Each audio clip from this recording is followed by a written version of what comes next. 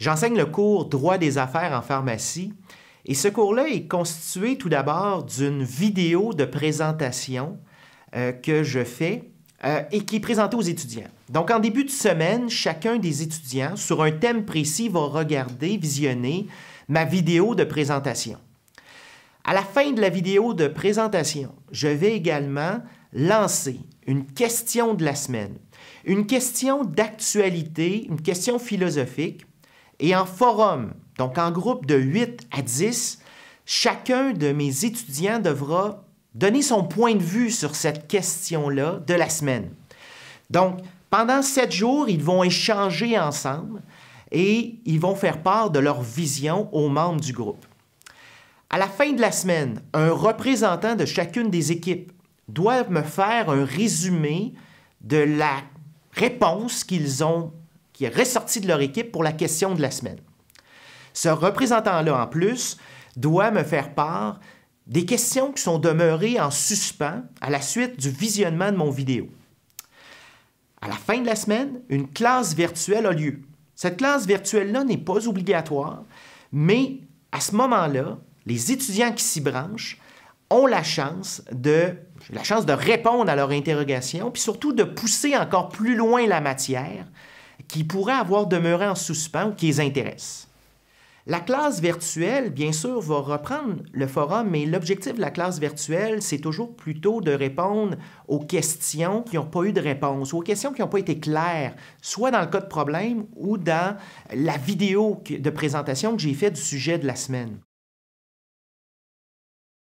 À l'origine, quand on m'a dit « Écoute, c'est un cours à distance qu'on te propose », je ne connaissais pas du tout les outils, je ne connaissais pas du tout la plateforme. J'étais même un peu désespéré parce que je disais « Mais comment on va faire? Comment je vais faire pour savoir si les étudiants comprennent? Je ne verrai pas leurs yeux.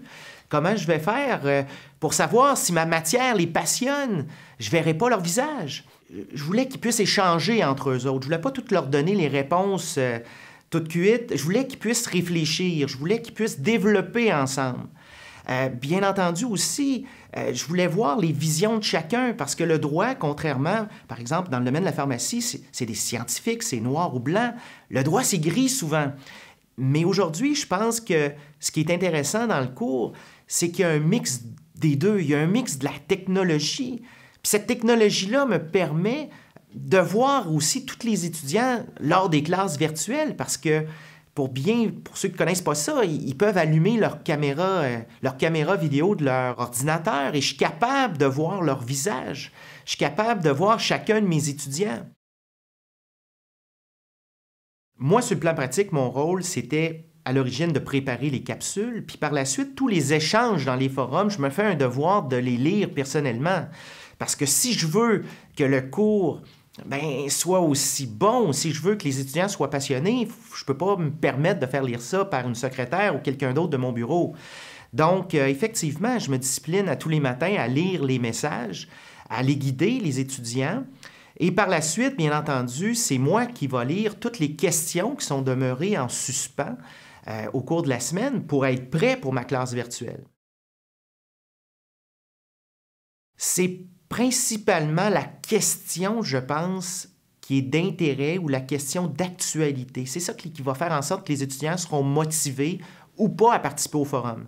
Puis d'ailleurs, je le vois, quand ma question n'est pas à ce point très bonne, pour la session prochaine, il faut que je l'améliore ou il faut que je me dise cette question-là n'a pas suscité d'intérêt. Donc, c'est d'aller chercher l'actualité, c'est d'aller chercher ou de poser la question d'une façon telle où elle va susciter, évidemment, des discussions. Il faut communiquer avec passion sa matière parce que nous sommes dans un cours à distance. Personnellement, je privilégie la vidéo où les étudiants nous voient plutôt que les PowerPoint narrés. Il faut que les étudiants sentent notre grande disponibilité également. Il faut être capable de s'ajuster également rapidement. Et il faut laisser la chance de reprendre la matière, laisser la chance aux étudiants de poser des questions qui sortent peut-être même un petit peu de la matière et toujours s'adapter à leurs besoins.